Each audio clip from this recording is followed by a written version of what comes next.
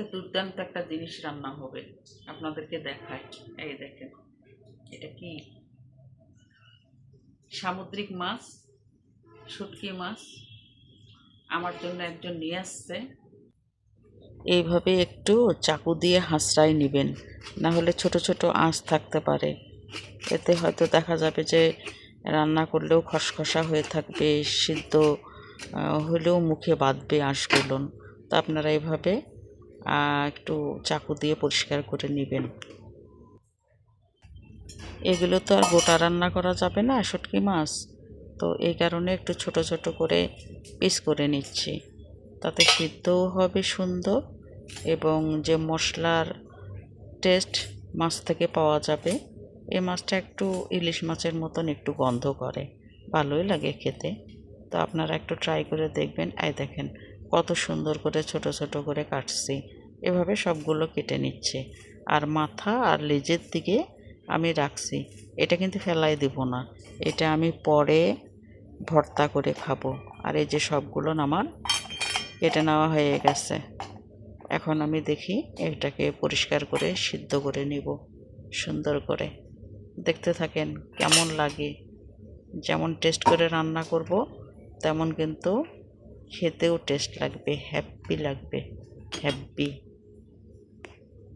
আজকে ফাটাফাটি রান্না করতেছি, হ্যাপি লাগার মতন রান্না এবং টেস্টি লোভনীয় রান্না হবে আজকে।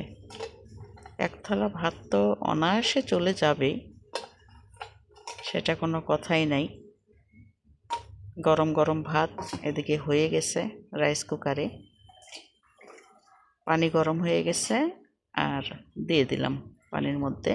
কোনো হলুদ লবণ কিছু দিইনি, শুধুমাত্র আমি সিদ্ধ করে নিয়ে তারপরে এটাকে পরিষ্কার পানি দিয়ে ধুবো। একটু ঢাকনা দিলাম সিদ্ধ হবার জন্য। তো হয়ে গেছে, ঢাকনাটা উঠায় দেখি যে প্রায় হওয়া হওয়া। তো হয়ে গেছে, খুন্তি দিয়ে নাড়িয়ে বোঝা যাচ্ছে খুব সুন্দর গা ছেড়ে দিছে। আর একটু সিদ্ধ করে না নিলে এটা তো খাওয়া যাবে না, একদম শক্ত জিনিস। তার জন্য আমি সিদ্ধ করে নিলাম। আর এই পানিটা আমি ফেলাই দেব, দিয়ে পরিষ্কার পানি দিয়ে আবার সিদ্ধ করে ধুয়ে নিব। এই যে হাত দিয়ে দেখলাম যে নরম হয়েছে কিনা, তো হয়ে গেছে আমার। এখন রান্না করার উপযোগী করে তুলি। ভিডিওতে থাকেন, দেখেন কীভাবে রান্না করি। আমি গ্যাস বন্ধ করে দিলাম, একটু ঢাকনা দিয়ে রাখছি সামান্য একটু। কড়াইটাকে পরিষ্কারও করে নিলাম আর এদিকে মাছগুলো পরিষ্কার করে ধুয়ে নিলাম ঠান্ডা পানি দিয়ে। এখন কড়াইয়ে তেল দিয়ে দিলাম আর এটাকে আমি যেরকম করে মাছ ভাজে একটু আংশাই নেব, না হলে ভালো লাগবে না। এটার মধ্যে কোনো কিছু দিব না, শুধুমাত্র 1 চিমটি হলুদ দিব পরিমাণ মতো, আর একটু লবণ দিব। দিয়ে যেভাবে মাছ ভাজে ওইভাবে আমি হলুদ লবণ দিয়ে মাছ ভাজা করে নেব। এই যে 1 চিমটি করে দিলাম। এখন সুন্দর করে দেখেন কত সুন্দর পরিষ্কার হয়েছে। ওই যে আমি চাকু দিয়ে হাঁচড়াই নিছি, তারপরে ছোটো করে কাটছি, আবার সিদ্ধ করছি, পরিষ্কার পানি দিয়ে আবার ধুয়ে নিচ্ছি। কতগুলান এইটুকু মাছের জন্য পরিশ্রম করতে হলো। এরপরে দেখতে থাকেন আরও যে কত পরিশ্রম করতেছি এইটুক লোভনীয় খাওয়ার জন্য। আসলে যত্ন করে রান্না না করলে খাওয়ার উপযোগী হয় না। রান্নাটাও তো একটা আর্ট। এই যে আমার মাছ ভাজা হয়ে গেল, এখন আমি রান্না করব। তো যা হোক, ওই কড়াইয়ের মধ্যেই তেল আছে, ওটার মধ্যেই আর একটু সাদা তেল দিয়ে দিলাম। আপনারা চাইলে সরিষার তেল দিয়েও রান্না করতে পারেন। তো আমি পেঁয়াজ কেটে নিচ্ছি ঝুরি করে, এখন দিয়ে দিচ্ছি সবগুলো পেঁয়াজ। আর এই দেখেন কত রকমের মশলা আমি তৈরি করে রাখছি, মরিচ, জিরা, আদা, রসুন, গরম মশলা সব কিছুই এখন পরিমাণ মতন দিয়ে দিব।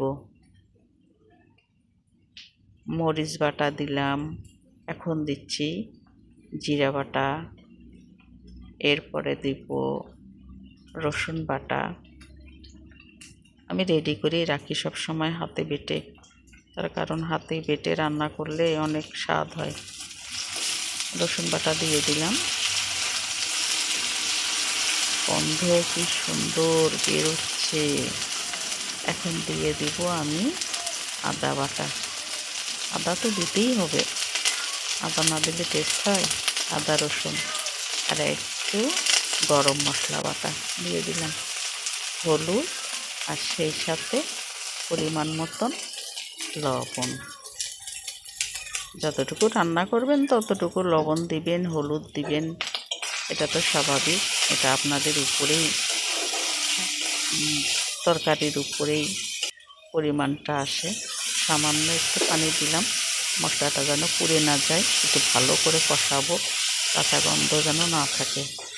এই জন্য ভালো করে কষাই নিচ্ছি।